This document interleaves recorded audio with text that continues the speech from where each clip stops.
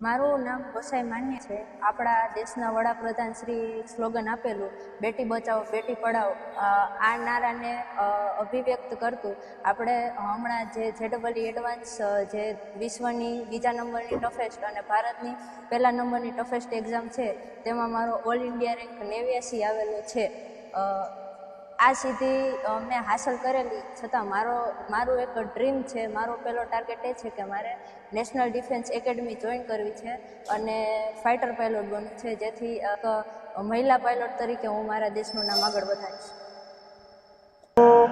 એમ સમજીએ કે એડવાન્સ જીનું જે આજે રિઝલ્ટ આવ્યું છે એ આજે ઇન્ડિયા લેવલની એક એક્ઝામ છે, જેની અંદર બાળકો રાત ને દિવસ મહેનત કરી અને ત્યાં પહોંચતા હોય છે.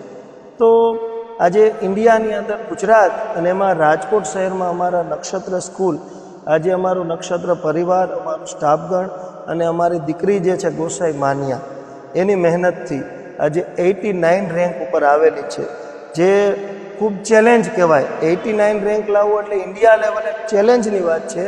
એડવાન્સ જીમાં જેમને ખૂબ મહેનત કરીને મેળવેલું છે એ લેવલે અમે અમારી સ્કૂલની અંદર ખૂબ આમ ભવ્યતાનો આનંદ અનુભવીએ છીએ અને આખો પરિવાર અમે તમારા સોશિયલ મીડિયાના સહકારથી બીજી દીકરીઓને પણ બતાવવા માગીએ છીએ કે ભાઈ જો એક દીકરી આટલી મહેનતે જાય છે તો આપણી ભારતની દીકરાઓ તો આગળ વધે જ છે, પણ જી એટલે કે ખાસ કરીને એન્જિનિયર લેવલની જે NIT અને IIT લેવલની એક્ઝામોમાં મોટાભાગે અત્યારે દીકરાઓ વધુ જાય છે.